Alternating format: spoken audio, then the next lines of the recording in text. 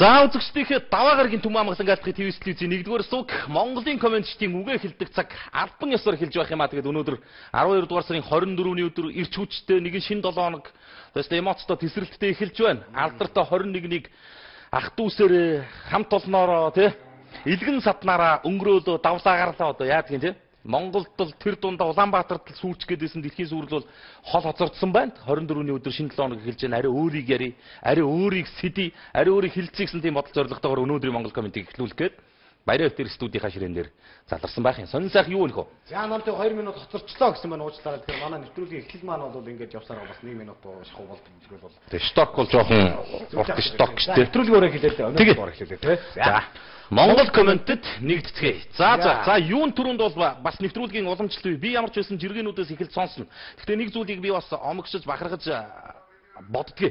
Юу хэр зэрэг бас Монгол коммент нэвтрүүлэг маань жил гарангийн хугацаа одоо нэг жил 1 сар орчим явж шүү дээ тийм ээ. Гэтэ ямар ч байсан зүгээр Монголын комментчдын үг үзэл бодлыг сонсохдоо бид нар бол нэг жилийн хугацаанд хийсэн ажлаа одоо ингээд энэ онд өгч юм. Хүн болгонд юмаа дүгнэхийн цэгэрхийггүй яахаараа битээр болдгоо. Гэсэн тийм бодол төржээ. Бас нэг Монголын ард түмний үзэх дуртай хамгийн гол нь үг үзэл бодлоо илэрхийлэх тэр чөлөөт энэ дэр нь болж чадаад явж байгаа мó гэсэн ойлголттой.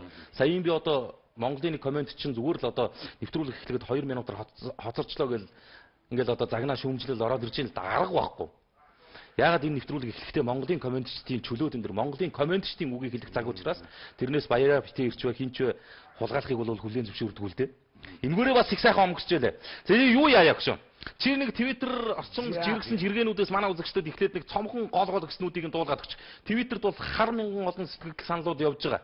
Гэтэ чи нэвтрүүлгийн бас одоо юу гэдэг нь те орж амжидгүү, чаддгүү те үзээгүй мэдээгүй усууд их биш те. Twitterээс авах санаа оноо зөндөө явж идэг. Тэгээд энийг бол ярихгүй хэлэхгүй өнгөрч бас болдгүй юм те. За ямар ч та бүхэнтэй хамтрамаар байна гэсэн байна. Болно. Ер нь бол бас битээр бол нэг зүйлийг хэлж байгаа. Ер нь бол хамтрая, юм хийя гэж байгаа. Арга сайд одоо зүгээр жирийн хүн одоо найз нөхөд ерөөсөө ямар ч усууд хамаа байхгүй зүгээр гоё асуудал дээр бүгд хамтарч чадах юм бол битээр бол ерөөсөө хамтраад бол бэлэн байгаа гэдэг бол байн хэлж байгаа. За өнөөдөр ер нь бол Твиттерд яригдсан нэг гол 2 3 зүйл гэх юм бол өнөөдөр намаасаа гараад өөр намд орсон хадагтай тий.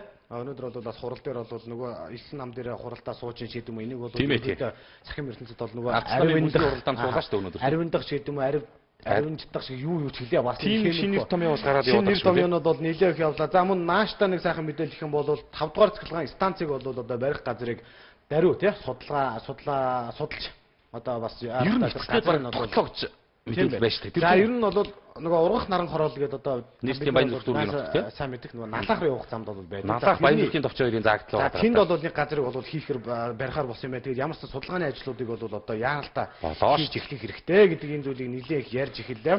За мөн онгоонууд нэлээх явлаа.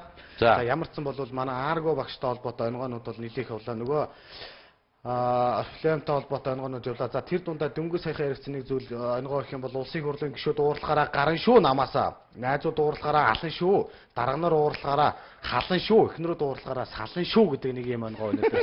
Боё яг энэ цаг мөчид яг үний юм байна тий. Яг үний юм байна. Дараагийн нэг асуудал бол үнэхээр дүнжин гарав гэдэг одоо захтай холбоотой асуудал өнөөдөр бол яг энэ цаг мөчид нэлээх яригдж байна. Учир нь гэх юм бол зөвшөөрөлгүйч гэдэг юм уу тий. Маш олон улсуудын мөнгө төргийн аваад алга болсон ч гэдэг юм ингээд янз бүрээр яригдж ирсэн. За газар нь бол одоо Улаанбаатарын үндэсний үүсвэр дээр бол баригдсан энийг бол одоо бас болохгүй юм аа гэдэг шийдвэрийг одоо хотын дарга маань ингээ гаргацсан байсан чинь өчтөр нээлтэн дээр нь одоо бүхэл томчууд нь очсон ингээ суугаад одоо нээлт хаалт болж байна. Энэний цаана одоо 1000 сэтгүүлчийг өөрлөө 1000 сэтгүүлчээс 100 сэтгүүлчийг одоо гадаадад аялуулахаар боллоо. Энэний цаана одоо магадгүй юу нуугдаж хилж яригдах ч юм гэдэг ч юм уу. Зүгээр энэ зүгээр Twitter орчинд яригдсан яриа учраас бол бас хилж ярьж сонирхолж байгаа юм шүү.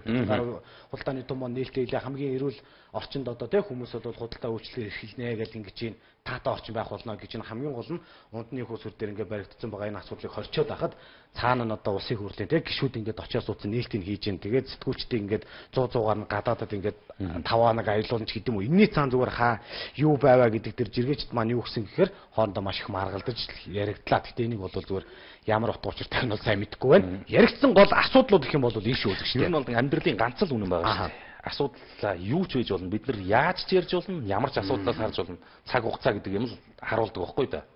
Тодорхой хугацааны дараа л тий хин байж чухам юу байж юу гэдгийг л харах л байхгүй. Тэгвэл хартлаа бид нар бас зөв үр дүнгэл хүсч хүлээж явахгүй бол юу гэдэг нь бүх юм дууссаны дараа тэрний үр дүн бол харна гэдэг бас удахгүй асуудал юм. Яг уу ямар ч байсан Twitter орчин бол өнөөдөр бас юу гэдэг нь ажлын нэг шинэ 7 хоног эхэлж ирэх хүчтэй эмоцтой байж олон талын асуудлыг авч хэлсэн юм байна. Олон сэдвээр жиргсэн юм байна. Тодорхой үр дүнгууд бас гаргасан тийм асуудлууд хүртэл бас ярьсан юм байна.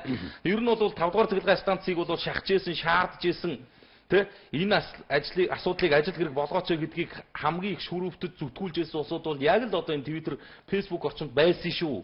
Монгол улсын одоо цахилгааны, дулаан цахилгааны хомсдолд орж байгаа асуудлыг тэ Facebook дээр групп үүсч яг ингээд өдрөөр ингээд тодорхой ингээд одоо нийтлэл болгож тавьжээлаа. Энэ асуудлаар хот дүүргийн удирдлагуудад санал асуулга хургуулжээлээ. 5 дугаар цахилгаан станц хэрэгцээ баригдаад ашиглалтанд орсон байхад бол энэ одоо манай жиргээчдийн нэг тийм том ажлын үр дүн гарч ийн гэж ойлгох хэрэгтэй гэж би харж байгаа. Хамт олон гэж хэлдэгсний захин мөртөс та. За ингэсэн. Дараагаар нь мэдээллийн нүүсийн сайт Ахмад Дайчдад 35 сая төгрөгийн тусламж олгоно гэсэн Монгол Улсын засгийн газрын хуралдааны тэмдэглэлийг өнөөдөр бяцхан хэмжээнд олон нийт хүргэлээ. Тэгээ Монгол Улсын засгийн газар ерөнхийлөгчийн 2008 оны 170 тоод захирамжийн дагуу за дайнд оролцож байсан Ахмад Дайчдыг орон сууцчлуулах хөтөлбөрийг эхлүүлсэн байгаа. Ингээд тухайн үед 35 сая төгрөгөөр үнэлэгдсэн нэг өрөө орон сууцыг одоо дайнд оролцсон Ахмад Дайчдад олох тухай асуудлыг хилцэж шийдвэрлээд энэ нь бол тодорхой хэмжээнд цаагдсан байсныг 2013 оны Ахмадуудаа 2013 оны эхний хагасжилт багтаан зохион байгуулахаар Монгол Улсын Батлан хамгаалахын сайд Бат Эрдэнэд Монгол Улсын ерөнхийлөгчийн хамгаалгын газар Монгол Улсын засгийн газраас даалгасан байна.